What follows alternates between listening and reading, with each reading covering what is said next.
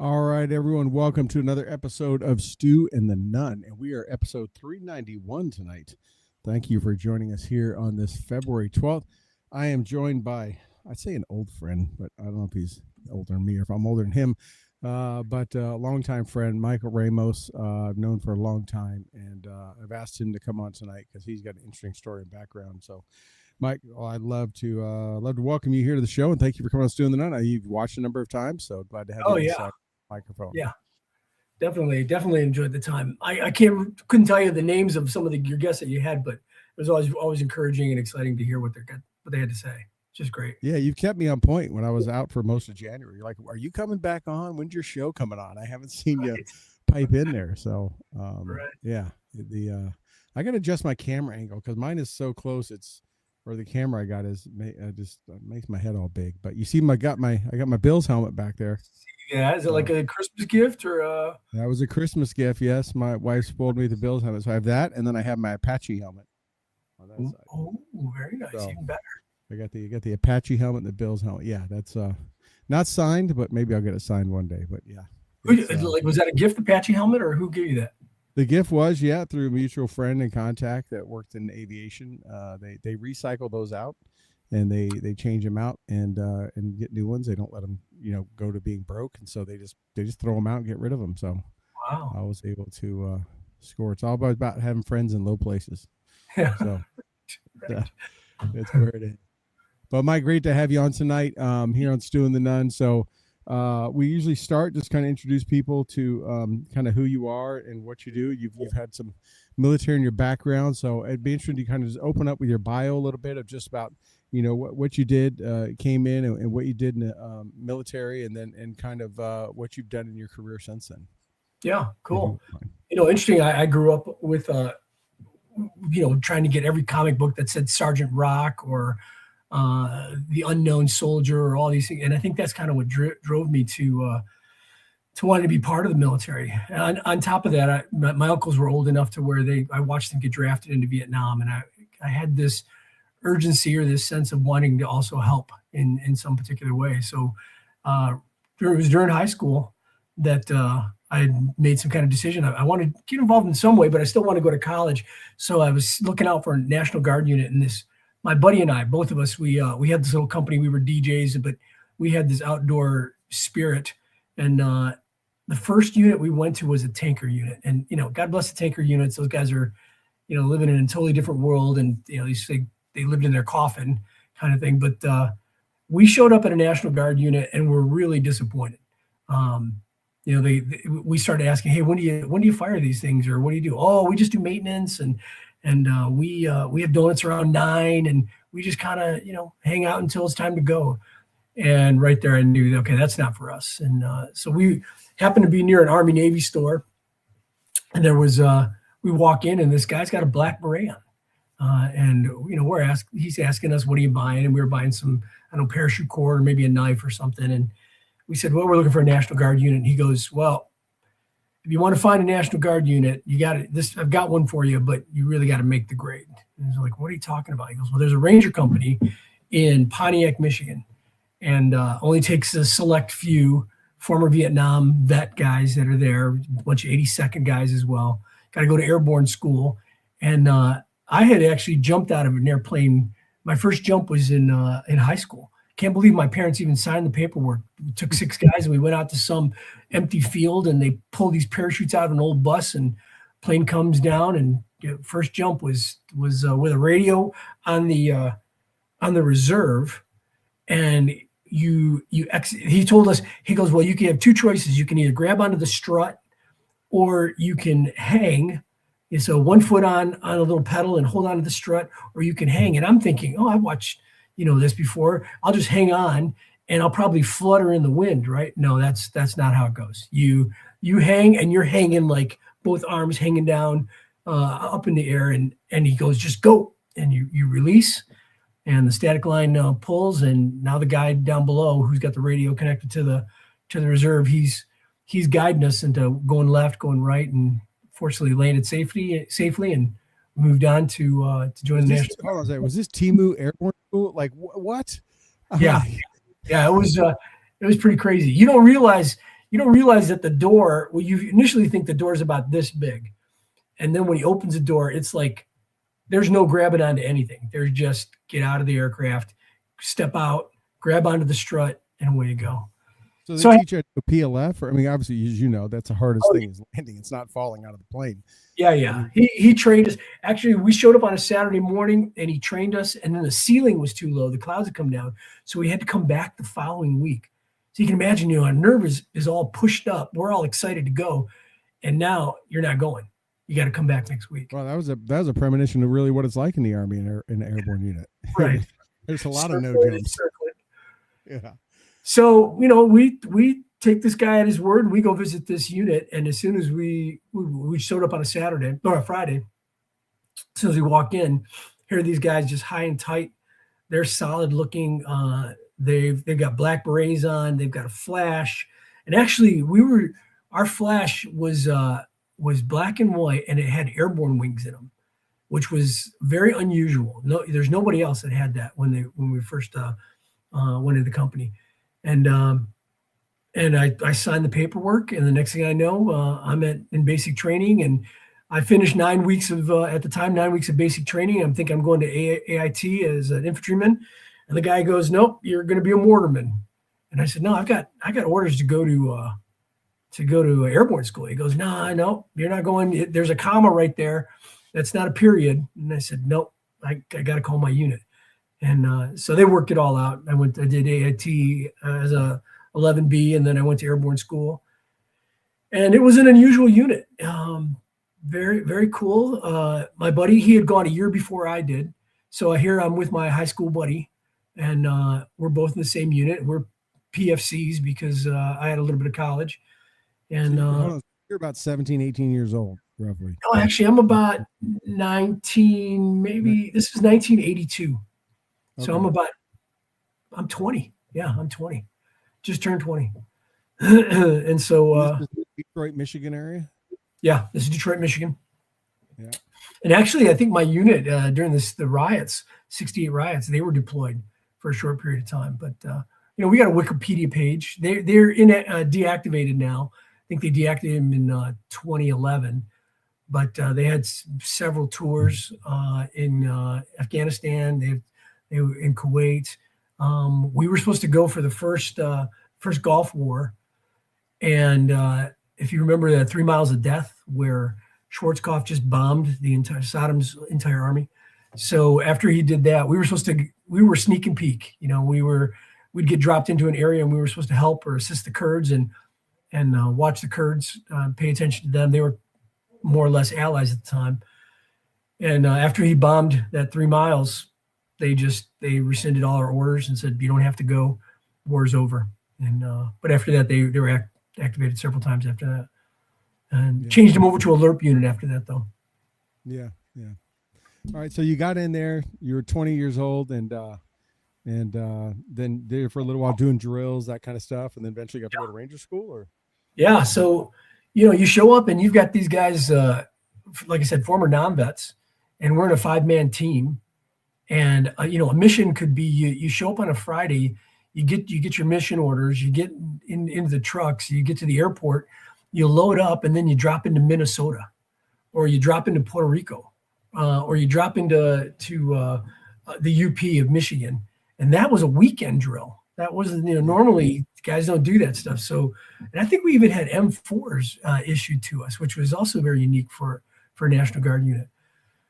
And so I started. There was several Rangers, former Ranger tab guys in the unit, and I would say my first shocking training was it was in Michigan. We parachute into some area, into some DZ, and it's about 11 o'clock at night. It's dark. One guy's got night vision, and we're moving, and we're all whispering, and we're completely sterile. Nothing's on us. And that was back in the day when we had our BD. We didn't have BDUs. We had you had OG 106 slam pockets, right? Yeah, right. Yeah. Yep. And so we drop in, and about 3 o'clock in the morning, he stops us and he goes, he whispers, he goes, "Okay, Ramos, get your poncho out and lay right there. And that was something that was also very interesting. Is like, I'm thinking sleeping bag, all the accoutrements you'd throw in your ruck. Nope. No, we took a poncho liner, extra pair of socks. This is back when we had sea rations. Light fighter right there, man. Pack light, freeze at night. Shoved all our separated out all those meals and put the ones we were going to take in our socks and tied them up and threw them in our ruck. And then we had a PRC Prick 77 in the back there. And so now it's 3:00 in the morning. We had landed well. 3:00 in the morning, Ramos lay right there. So I lay down. Now at the time I'm like 5'8", 145 pounds maybe. These other guys there's one guy named Dale Brazier. He must have weighed 198, bodybuilder, real big guy. Gomez was another guy. He's probably weighed about at least a good 200 pounds, but he was solid. So I'm thinking, okay, I get my first, 30 minutes of rest, and I lay down. Next thing I know, Brazier's in front of me, and he spoons me.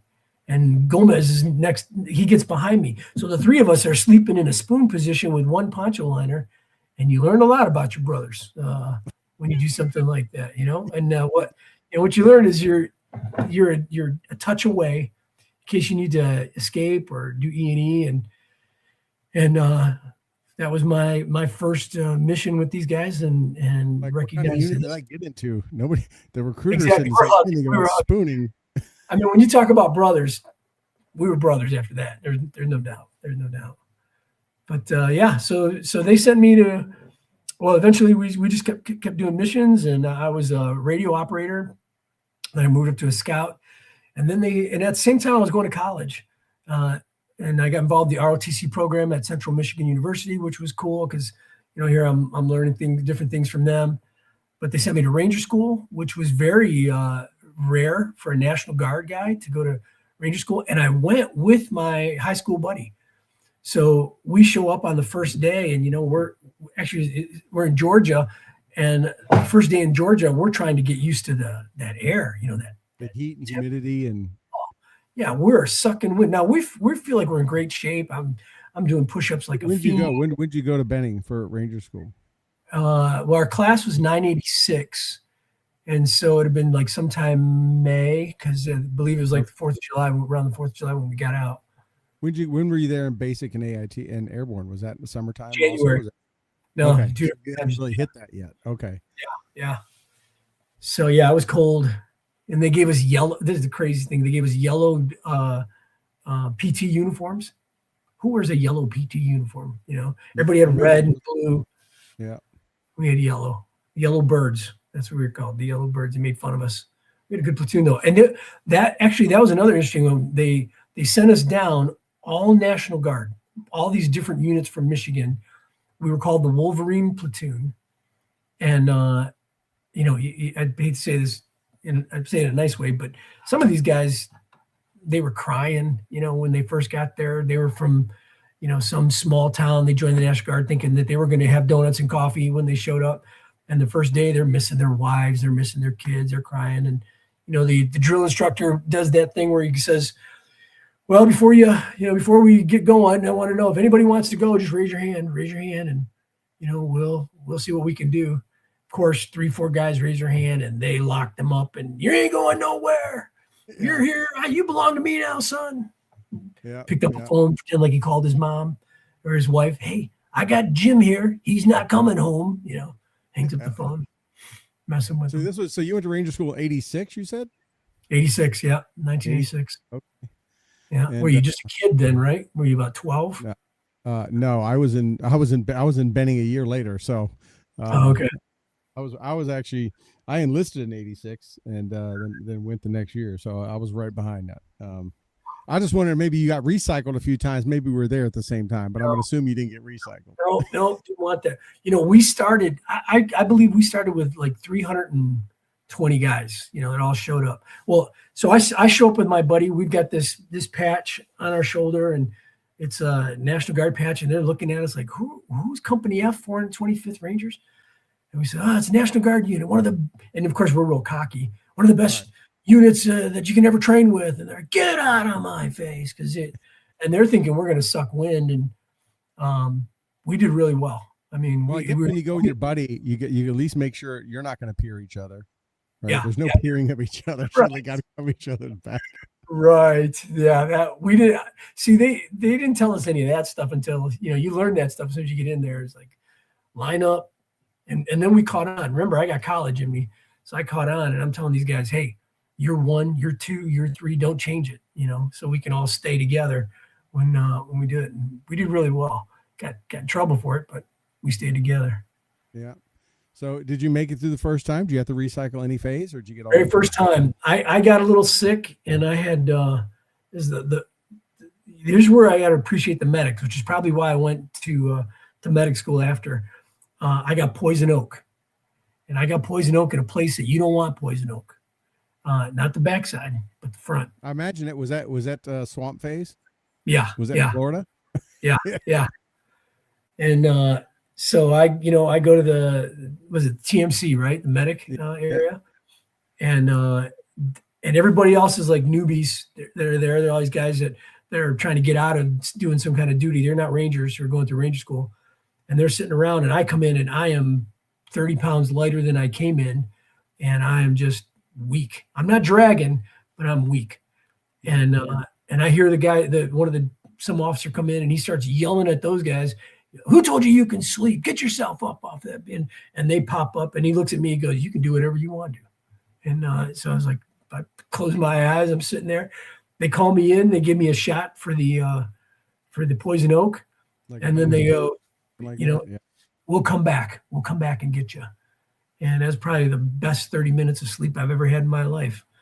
And then they sent me off and, did the Q course and finished Ranger school. But I actually thought, I was itching bad. I thought, I can't make this, So because you've been to airborne school, you got to jump in. You didn't have to land. You didn't have to land in every phase, right? You got to jump in every phase. Desert. Yeah. Yep. Hit the pole. You hear that hit the hole, pole man. Hit the hole. We were poking that parachute in place, and 5 jumps. 5 jumps was good enough. And then we came home and started doing. I probably got out of there with maybe at least 40 jumps because we jumped a lot. Our unit was pretty rare. Yeah. Well, ironically, it was a small world, right? So we're not going to get a ton, but I was in an airborne guard unit when I got out of active. I was in a LRRP unit, so it is definitely interesting being in a reserve component of some kind of non-active duty unit on jump status. It's a whole different thing. But yeah, there's not many. There's even less now, but there wasn't even many back. There has never been a lot of them, right? There were only at the time when I joined, 19th and 20th group. That's about it. Yeah. They said there was a company E in Texas, and this was when it was a Ranger designated, and company F in Michigan, and they had taken LRRPs after Vietnam. They just disbanded everybody, and they didn't have anything like that. And we worked in these 5-man teams, and later on they increased them to 6. Did you work in a 6-man team when the airborne unit? Well, when I was on active, right when I went in the LRRP in the guard. We followed the J series MTO, which was SF. So we had nothing but NCOs, right? So our team commander was a major, even though our company commander was a captain. So we had the det sergeant was an E8, and the 2 platoon sergeants were E8s, and the squad leaders were E7s down to E5. It was all NCOs, and it was 5 squads per platoon, 2 platoons, and it was but it was all E7s, E8s, E6s. You couldn't. Wow. You couldn't get in without it. You pretty much had to be hand selected or recruited in. It was wow, very cool. It was they called us the Alaskan Jump Club because we did a lot of jumps and a lot of we had to, we're right there next to the my old unit, airborne battalion. So there was a lot of co training back and forth. People need to jump hard with a lot of leaders. You get in the E7, E8s.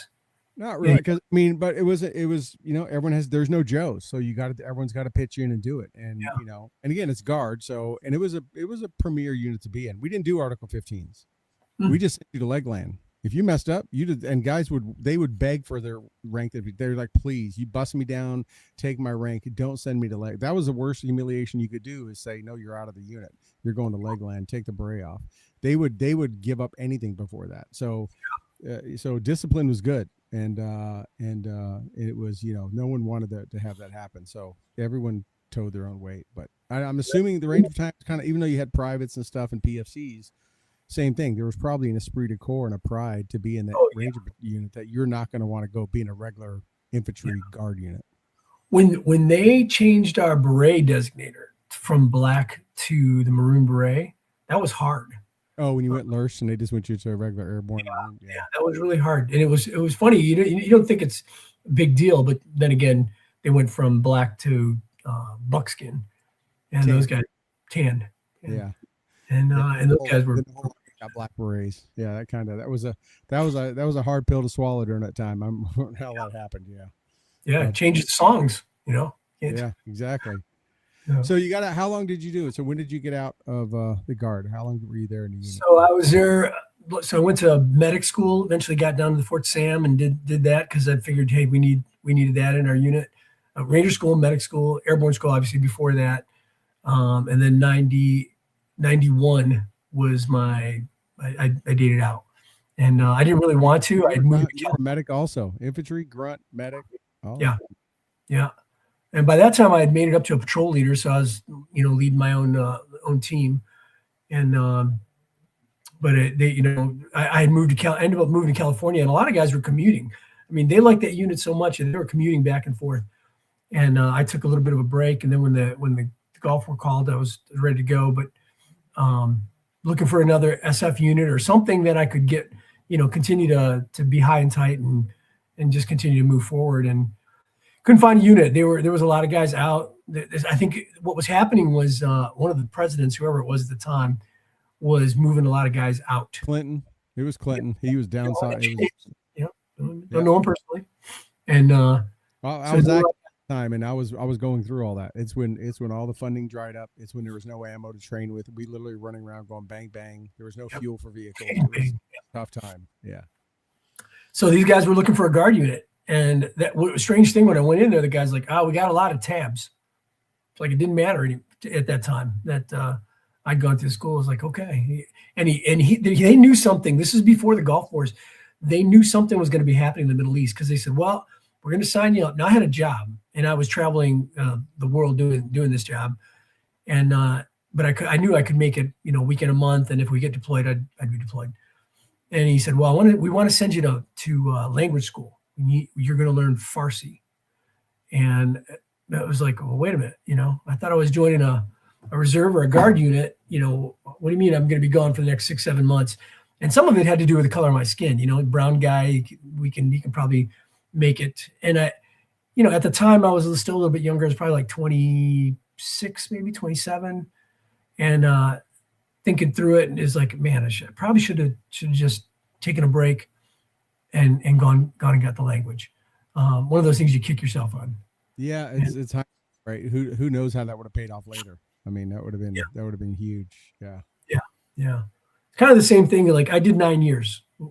I should have found something, just because 1 year might have been with an MP unit or who knows, signal unit or something, or a commo unit. I could have stuck it out, but I was, again, like I said, I felt like I was traveling a lot. I always say I changed to a different army. I started serving in this army over here, and it was really working out well. And for me, it was really effective. The things I got a chance to do, and we can talk about that. But I will tell you that there were two very significant times when I saw, again, I've got a strong spiritual faith. You know that. Right. We go to church together. We talk the talk and walk the walk. But I remember going through Ranger School, and one of the things that they did, during I think it was the mountain phase. No, it wasn't the mountain phase. It was the city phase that they had at the time, and they said they invited everybody to go to the chapel. And now I've had a spiritual life. They would kind of call it religious. I call it spiritual life. And one thing you knew is you were going to get this ginormous cookie if you went to chapel. So guys were coming left and right. I think they might even have to stop it so we get in there, and we're like I said, I lost like 35 pounds. I was super down. I got this giant cookie that I'm nibbling on. My buddy's with me as well, and we're trying to figure out how we can save pieces to take with us because they had done some crazy things when we were there. And that chaplain, as he begins, this dude looked like a greyhound. I mean, he's this barrel chest. He's skinny. He's thin. He's not skinny. He's thin, barrel chest, high and tight. And he said, he looked at everybody right from the get-go. He goes, "You think this is hard? This is nothing if you haven't accepted Jesus as your Lord and Savior." And I was tired, and I listened to every word that man said after that. And I was like, what? Wow. That's kind of the first time I'd ever heard anybody kind of give some guidance to a soldier that way. Ranger school was another one. Another time I was thinking of quitting. I mean, I was so tired, and we were walking up Dahlonega. We we're going to do the rappelling, and they let you keep your left pocket is yours. Yeah. Yep. Yeah. And I had my little Bible in my pocket for those times. And I'm walking up, I got my weapon, I'm dead. And it's like, where's the truck? I just can't make it. I can't walk no more. But something pushed me to go grab my Bible out of my pocket, and I opened it up. And in everybody's military Bible, there's like, if you're dealing with persecution, go to this scripture. If you're dealing with a love relationship, go to this. If you're dealing with pain and suffering, this verse. And I had never read 2 Timothy 2:3 before. Never. That I can recall. And it said, like, if you're doing with I want to say critical time, but I think it was perseverance. So if you need perseverance, look for this scripture. And I'm walking, I got my weapon in my hand. It's dark. I'm just trudging along. Everybody is trudging along. And I open it up, and it's 2 Timothy 2:3, endure all hardship as a good soldier of Christ Jesus. It was like somebody had stuck me with adrenaline. I mean, here God was speaking to me. You can make it. And would you know, in 5 minutes, we made it to the top. I kind of know where we were at. We made it to the top of the mountain, and they gave us a rest so we could do the rappelling. And I thought within 5 minutes, I was going to give up. And I changed my mind to think, okay, I need some strength from my God. And he had me look at that scripture verse, endure all hardship as a good soldier of Christ Jesus. Big deal for me. And that's set. It sounds like that's set hard with you. I mean, that was something you never forgot. But yeah, no, it's. I mean, there's probably a lot of guys that probably dropped out. Not just that, but many schools that probably wish they had some kind of that didn't have a Bible with them, didn't have an inspiration. But no, that's a pretty awesome story. I mean, that's what Ranger School is about, right? It's that check to see how much you're willing to go, right? How far you're willing to go. Yeah. So you took all that, you got out in 91, around that time, you talked about traveling around the world. Talk about a little bit about kind of the stuff you've done. I mean, I know a lot of your background, not all of it, but you put yourself in questionable spots and dangerous areas and countries all around the world doing things and doing it for your faith and to promote the faith to others. I mean, talk about, I'm curious how you think, maybe if you've ever reflected on it, your military training, Ranger School. It wasn't just you were just in the Army or just in National Guard. I mean, you were in a Ranger battalion or a Ranger company and airborne school and all that stuff in medic school. How did any lessons learned? How did any soft skills, that kind of stuff, do you feel that they may be affected or influenced some of the paths you've taken? Yeah. Well, when you learn how to go without sleep or one meal a day, and you just take it out of your mind, when you're dealing with struggles. I mean, Ranger School is a leadership course. That's really what it is. It's not. I saw these giant guys come in and they're big muscles and everything. It wasn't about strength. It was about working together as a team and then leading and remembering what had just been done. Cross training, which is play on words for us, right? Cross training, and so I joined this organization called Campus Crusade for Christ. I didn't know at the time they had a military ministry as well, but they've had several different ministries underneath them. And I completed college in '87, and I joined one of the ministries, and they said, "Hey, we need to send somebody over to the Soviet Union, okay, not Russia, Soviet Union, CCCP, and we've got this professor, and we're going to set up, we want to set up a concert on Red Square in front of Lenin's tomb. It will be the first Easter Sunday celebration that they've ever had during the time of communism." And this is about a year and a half, maybe 2 years before perestroika, before everything really hit the fan. So I'm excited, but at the same time, I'm thinking, these are the guys that I've trained to kill. Now I'm going over there with an entirely different mentality. And I didn't speak the language. I have a little Spanish in me, and Russian and Spanish are like part of the Romance language. So I had to learn Cyrillic right away, because the streets, as you're going down Moscow streets, if you see a sign that tells you where you're going, you're fortunate, because my understanding is they took all the street signs down because they were afraid of an invasion. It would allow the enemy to be able to navigate themselves around the streets. But when you use the subway, all the subways have names, nameplates and things, but it's all in Cyrillic. So I'm pressing, and it wasn't like they gave me a year to do this. This was in less than a couple months. And we did a site visit first, flew into St. Petersburg.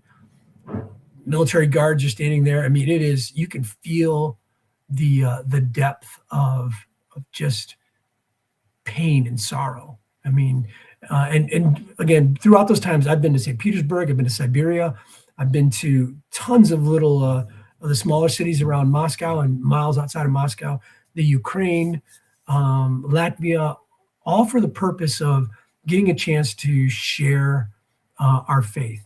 And so going back to Moscow, we wanted to put a big stage right in front of Lenin's tomb and have an Easter Sunday.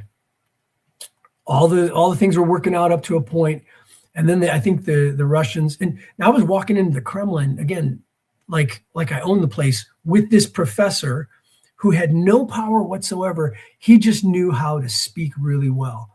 And he kept saying, I'm bringing in this American who is here from the United States, and we want to put together a concert, an event. And there'll be the Ganesan School of Music is going to also participate, which is a very prestigious music school there. So I'd work with many of the different music industries, I mean, not music industries, musical schools, college students who were trying to be somebody in the former Soviet Union.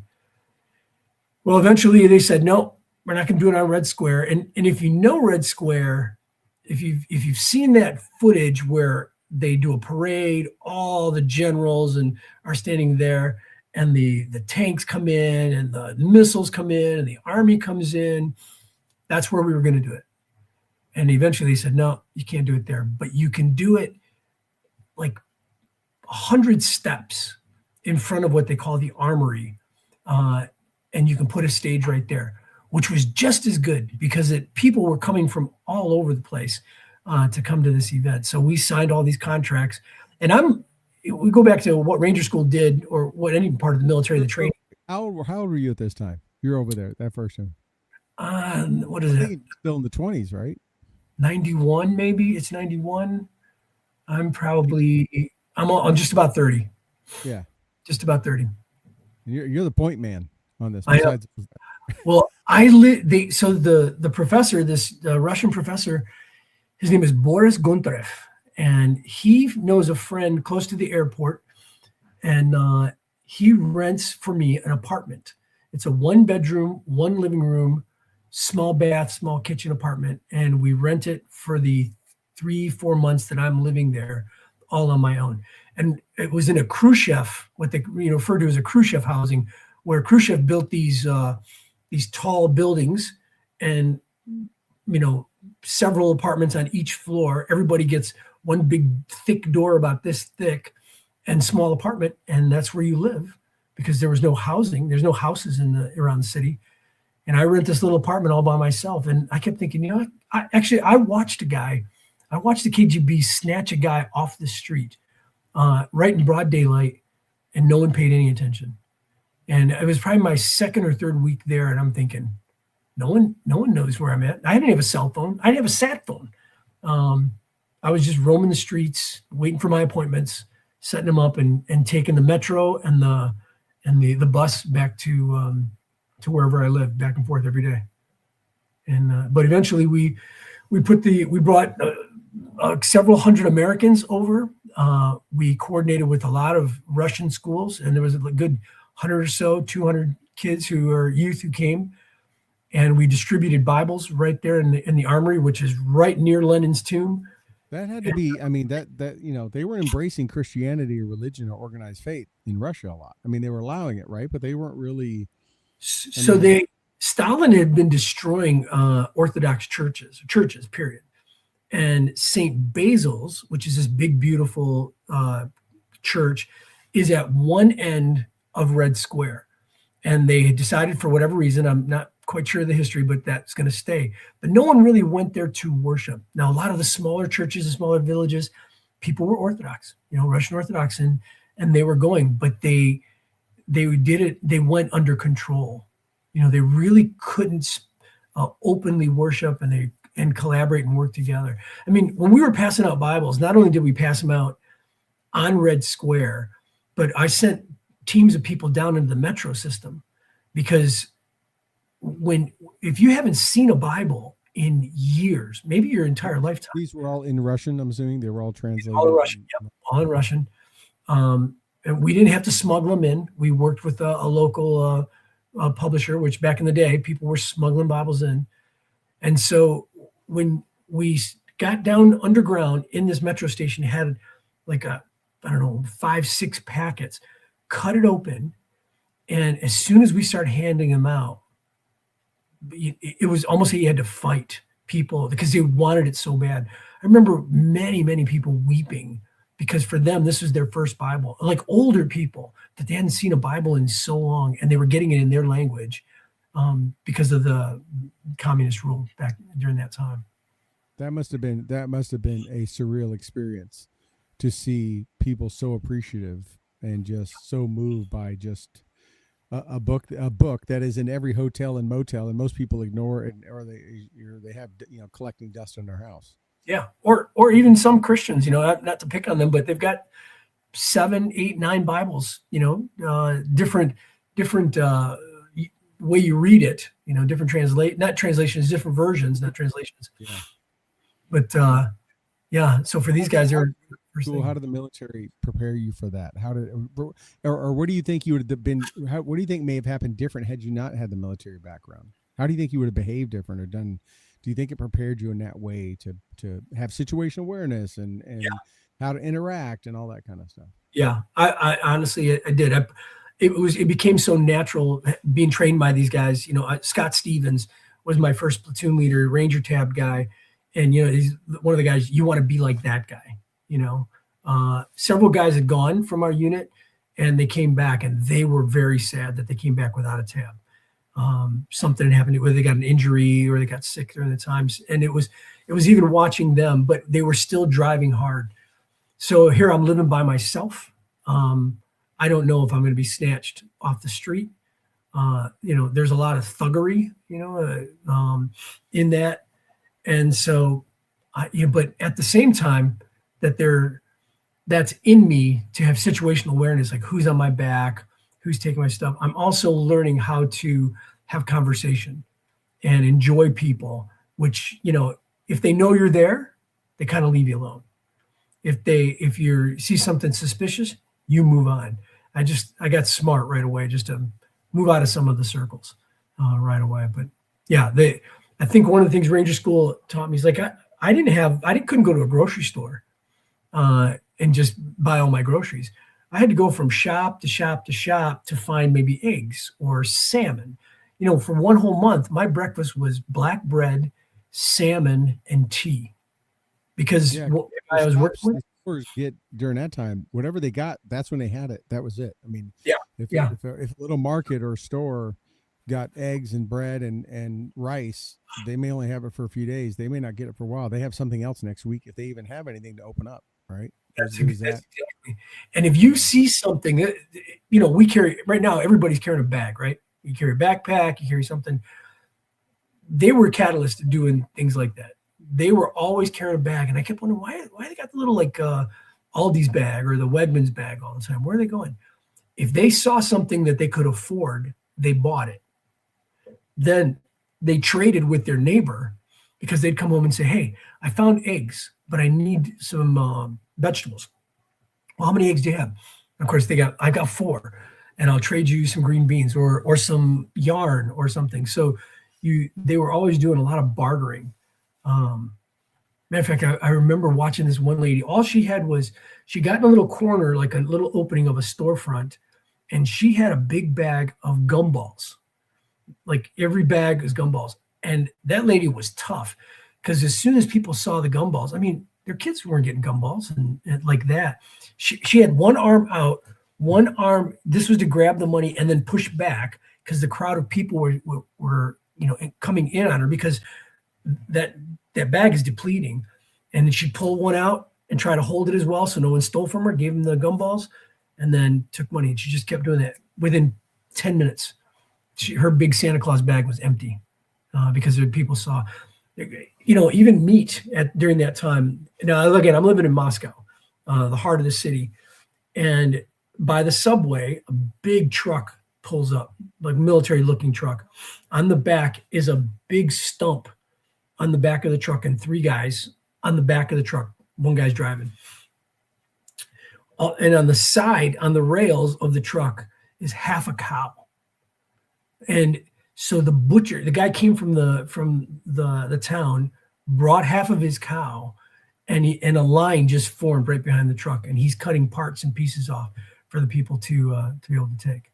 It was interesting. Cutting how much they want to buy, and you get what you get. Yeah. So did some of that. There were some things. Telephones, to make a phone call, you use Copex, and Copex were like the size of a pupil, your eye pupil, and you had to put it in just like our phones here, used to be the payphone, put it in the payphone, and it would hold, and then the operator would come on, you give her the number. Now remember, I didn't speak Russian. I had to learn, the numbers and who I was calling, and then it would drop.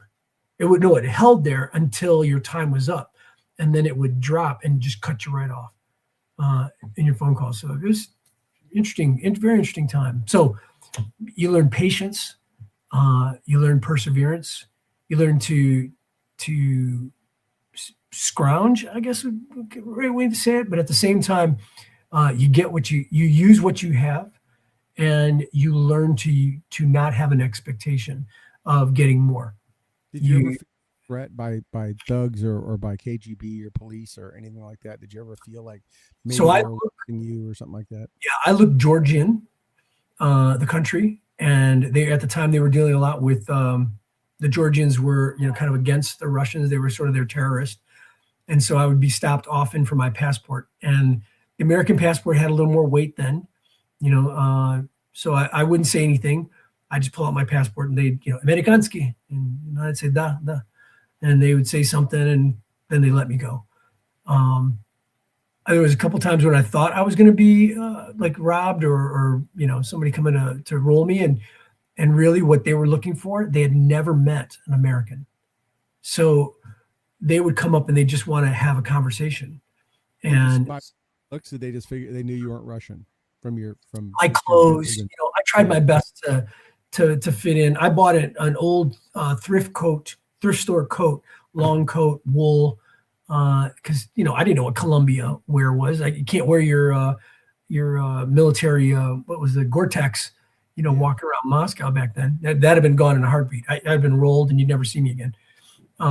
So I had this big wool coat, looked like gangster kind of coat, and I wore a fedora. One of my cousins gave me like a fedora to wear as wool, kept me warm the whole time, and people would they knew, they'd walk up, or they could see that I'm looking around and how to figure out the Cyrillic, and they'd walk up and just chat me up, and they knew English, but they, like I said, they'd never met an American before. So we'd go get a coffee, or, out here, funny thing, you could buy an ice cream at the ice cream vendor who's outside selling a little cone of ice cream in the middle of winter.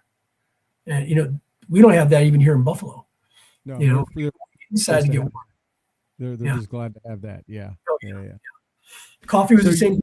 You got a little cup of coffee, you sat outside.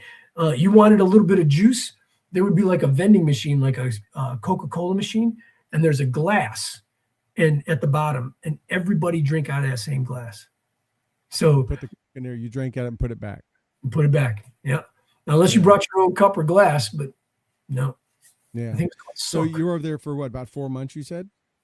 So let's say that tour was about four and a half months until the rest. Did the concert happen? Did you pull it off? Oh yeah. I give God all these crazy glory because Moscow is in the center, right? And all these roads kind of lead in there, but there are rings around Moscow. Each ring had a different type of patrol, like a border guards or something there. I think there were 3 rings, if I recall. And I needed to get 2 grand pianos. This is an outdoor event. I need to get 2 grand pianos on the stage that we had built up. So it was a flat stage, 300 person choir, big design of something that said New Life 2000, and that was kind of the theme of the event. And so we negotiated with, like, I would kind of say like 2 VFW halls maybe outside the city. One had a red piano and one had a white one, and 2 different places. I was working with a travel agency, and they knew some people who knew some people who, for something, they'll loan us these pianos. So we got one in the truck. It's a military truck, military style, like a Deuce. Throw it in the back. We got a tuner who's going to show up in the middle of Red Square. And now we're about 2 rings out. And as we get to the first ring, the guy, the driver, he says something in Russian, and my translator says, "Where's your paperwork?" And I said, "What paperwork?" He goes, this truck can't go past the 2 rings into Moscow, because they were always concerned somebody's going to drive a truck into the Kremlin, blow the place up. Right. And I said, I don't have any paperwork. You guys didn't tell me I need any paperwork. And where would I know to go get paperwork? It's just a piano. And now they're sweating because the police get this much to live on. This much is what they gain from bribes, and they don't know what's going to happen. And their truck could be confiscated, and they could sell the truck off, and just a bunch of things. So I said, look, guys, we're just going to pray, and it's going to be fine.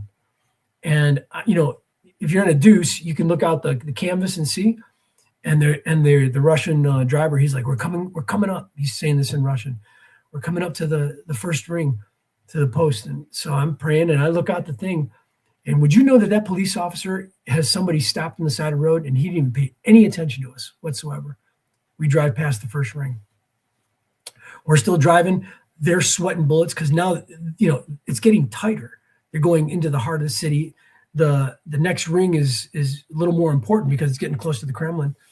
And they're like, we're not going to make it. This is not going to happen. I said, don't worry about it. It's going to happen. First of all, how do we find a red and white piano? It's grand piano. And then we got it on the back of a truck. This is crazy. Get to the second ring, and the guy, the police officer, and they stand outside. Like they're in their long black or brown wool coats, their hats with a baton. And just as we're starting to go, he points at another guy and pulls that guy over, pulls his car over, and we go right by. And they are just like, these aren't Christian guys. These are just worker guys who are being paid to help bring a piano. And we get in, and they were silent because they can't believe what had happened of us going 2 rings in without getting into any trouble or anybody spotting us, because we're in a Deuce right next to the Kremlin. Right. It was fantastic. Been loaded full of anything. Yeah. Anything. Yeah. Anything. Yeah.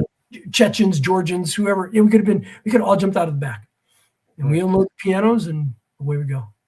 Concert happens. And then you had to do all the logistics, right? Get everything back to where it was, take the stage down, do all that stuff. Hence why you were there for so long. Yeah. Yeah.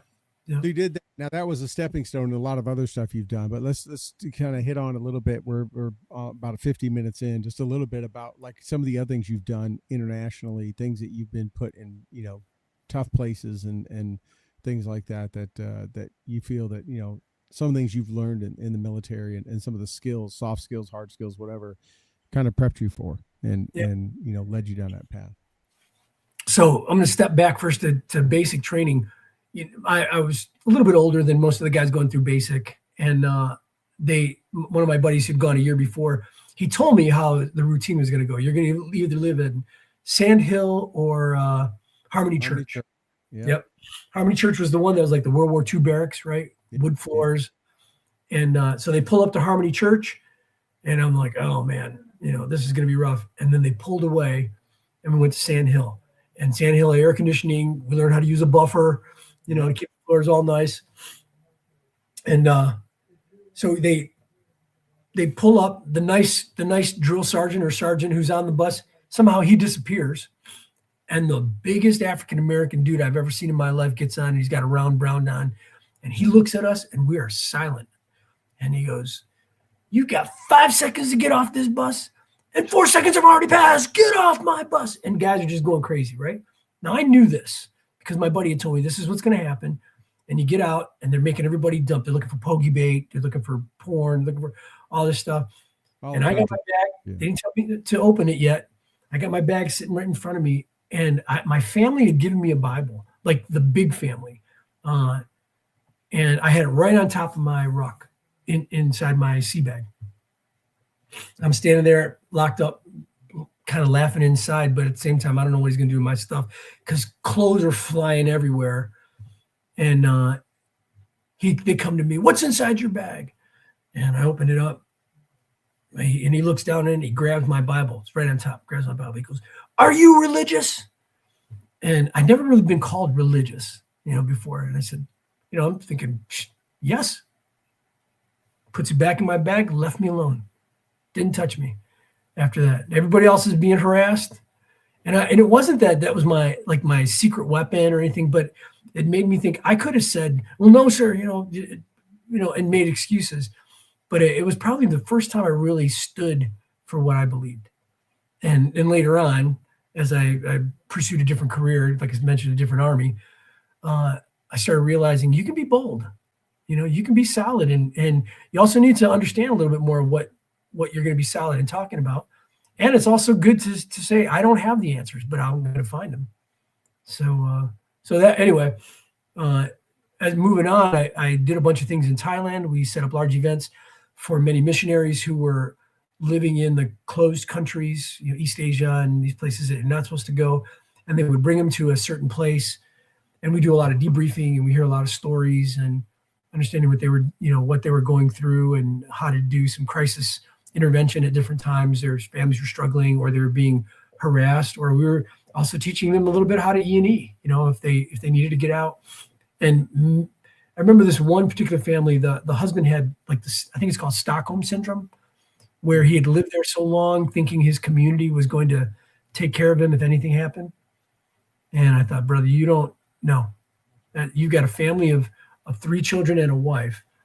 And even if they hide you, they're going to find you. So when it's time to go, you need to go. And we ended up having to pull him out a little bit early because he was having a hard time. He had connected so well with the community that he just kind of thought, well, they'll take care of me. And it's like, we need to train you a little bit differently. So have you ever found yourself in a situation of all your travels, because you've done a lot of international, where you've had to rely on some, whether it's E&E skills or just communications and negotiation, stuff like that you could have went one way versus another? I made a mistake once. It was something, everyone tells you is like, don't exchange money. Don't change money. Change it with a reputable bank or reputable people, but don't change with the people. But at the same time, the people wanted dollars. They wanted American dollars because the ruble at the time was fluctuating all over the place.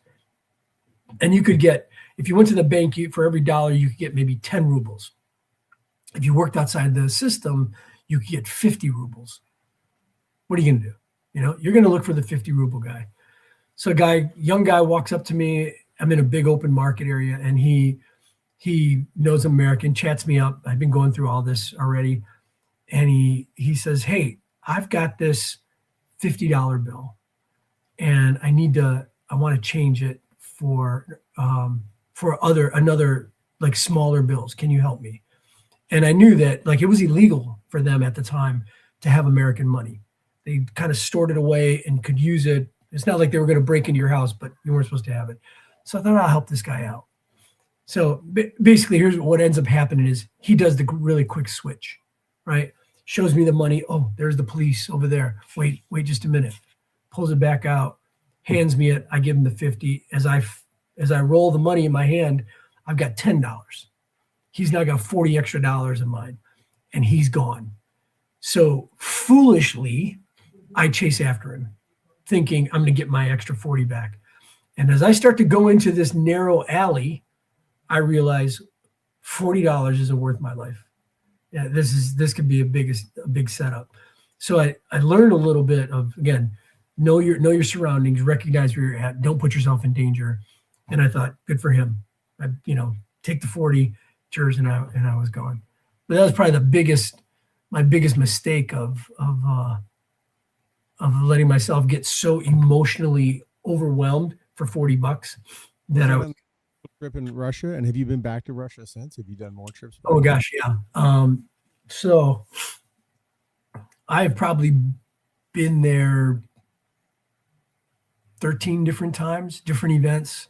I got sent to Siberia once to we were doing an outreach or an event in Siberia. It was we would use, I wouldn't say cover, but we would use the opportunity to bring food and medical supplies and things to the school systems, because the government was crashing, and they would allow us and bring Americans in to have conversation. And so my job was, I would go into different cities and advance the trip and meet with the principal, let's call it, there, and say, hey, I'm part of an organization, humanitarian aid, Christian organization, that would like to come in. They've got a team of maybe 20 Americans who would also come with me. We're going to bring food and books and school supplies. Would it be possible to come in? And I was told by our ministry, they said, look, don't, it's not a carrot thing. If you let us come and bring our people, we'll give you this. You're going to give them, just let them know, you're working your way through the system.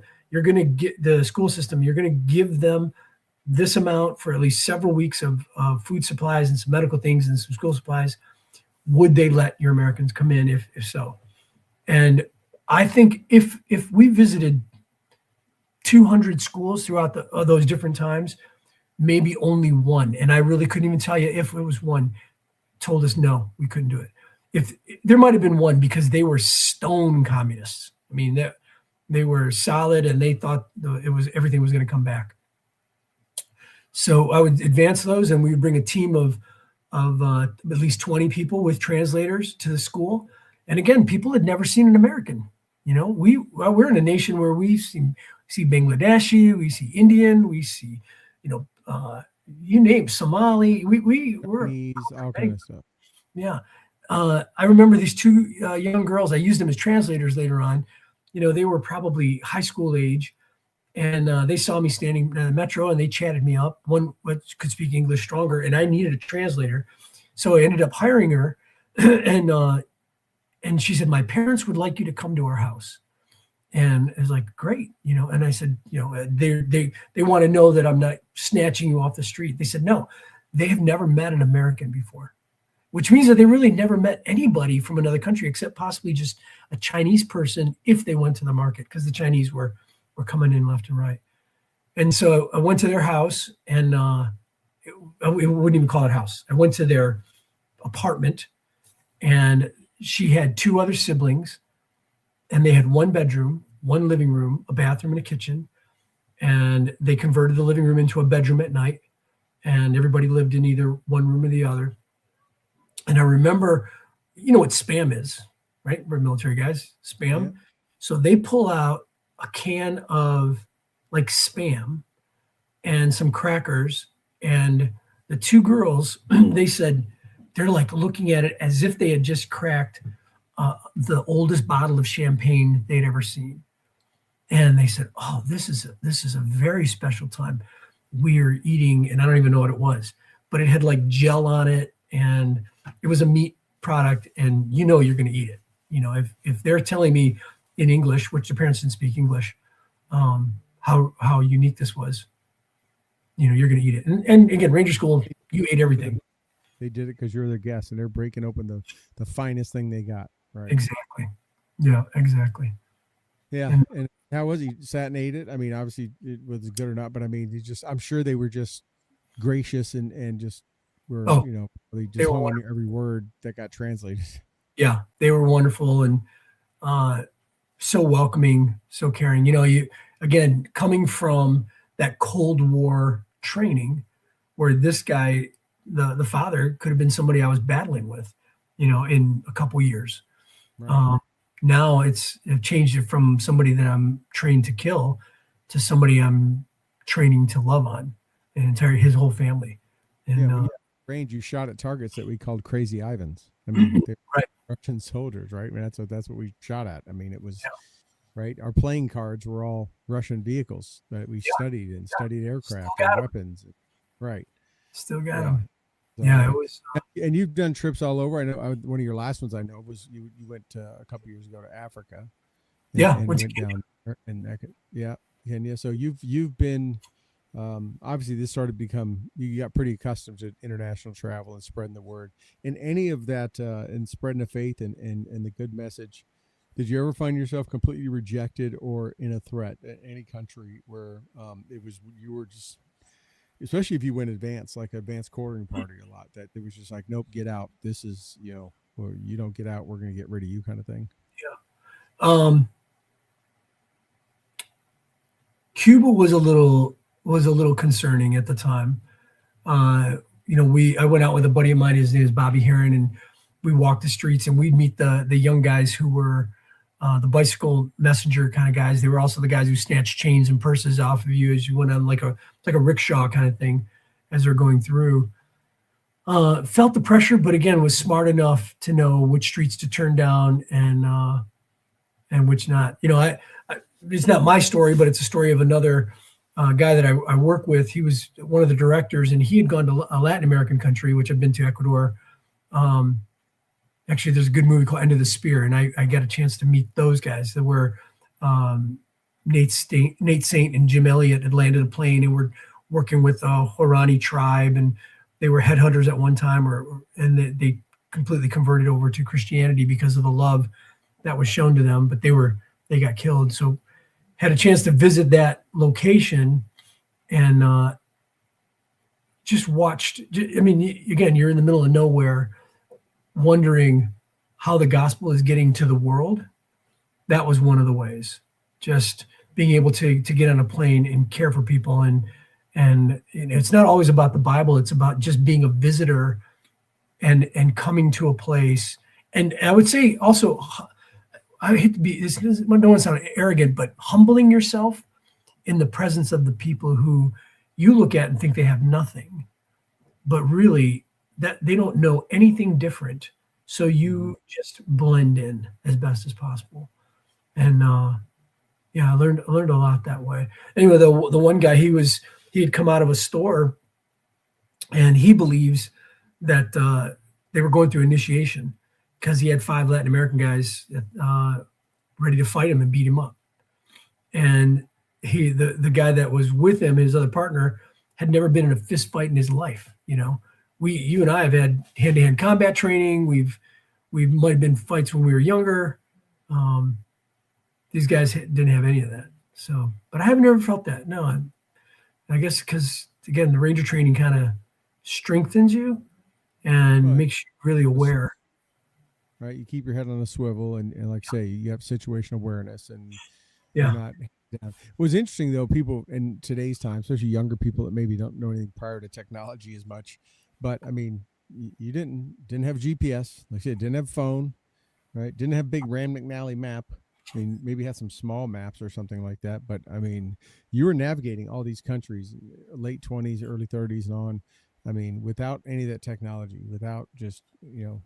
I've seen you personally where you have no problem of approaching a stranger. Now I know why, because you probably had to approach a lot of strangers asking, where's this? How do I get here? Whatever like that, right? You couldn't be shy.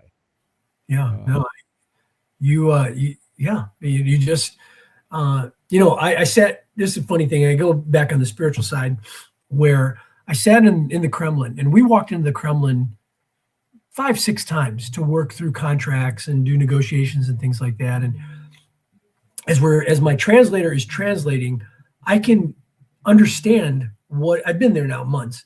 I can understand what is going on in the translation. And I rejected something. I said, no, we can't go any more than 5% on this, or that's not where we want the stage. And their eyes just like popped open, and they're like, you speak Russian?